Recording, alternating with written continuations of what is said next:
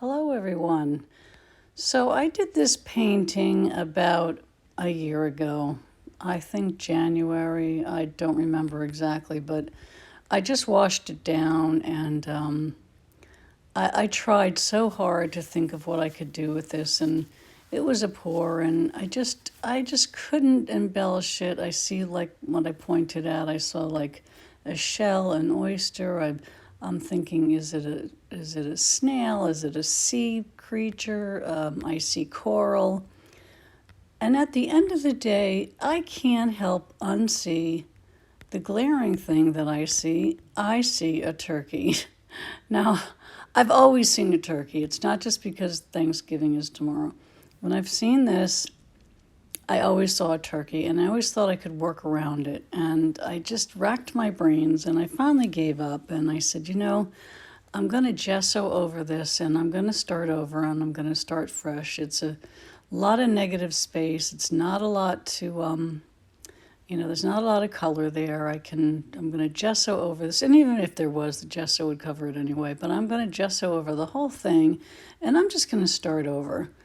And that's what I'm doing. So in the next frame or reel, you'll see is me applying the gesso and explaining why and what I'm doing. Now here's the gesso I'm using. This is Jerry's World's Greatest Gesso, and I kind of laughed when I saw it, but let me tell you, this is not a paid endorsement, but this gesso is unbelievable. It's so good. So good. So I'm using my spatula here, and I'm going to go over the whole painting. Not worried about leaving texture or marks right now. If you do, you can always sand it if you want. You can do a lot with this, so stay tuned, and here we go. So I'm taking the gesso and putting it on my spatula from the tub that I put some of it into because the gallon or whatever it is, the jug is too big. So I put some in like a little tub, and I'm just spreading it over the painting. A lot of this painting has white negative space, but the gesso does gives the other paint something to adhere to a little better, from what I've read and from what I understand and from my own experience. So I am going over the entire painting, not just the color, the parts where there's color. I also go over the sides, and I don't want there to be anything coming through because I'm not quite sure what I'm going to put on this canvas yet. Now, when you see when I'm doing that, you can see the canvas give. Now, just remember, this canvas has been sitting around for about a year. I struggled like heck to try to figure something out, and I'm sure if I'd given it another year, maybe something would have come up, but I was anxious to get another project going, and so what I meant, where I'm going with this is the canvas has some give, and what I have to do is before I put any more paint, before I paint, either paint this or pour on it, I'm sure I'll pour on it. I don't want there to be any give in the middle of the canvas, so I'll turn it around and I will spray the back of it with a fine mist spray bottle, and that will tighten it right up. It doesn't matter that there's paint on there; it will still do the trick. It does a great job. I'm telling you, really super job. I probably won't resin this, so I'm not worried about putting any kind of cardboard or anything on the back of it. So now I'm going to flip it around and do the other side so I can get a good look at it with the way the sun is coming through. Now I'm just kind of like smoothing things. I must have saw something on there. I think there was like a hair or some kind of fuzz. So now I'm doing the other side, and I can see also, my view of it from where I'm sitting now. I can see if I've missed anything, and I seem to be doing a pretty decent job of it.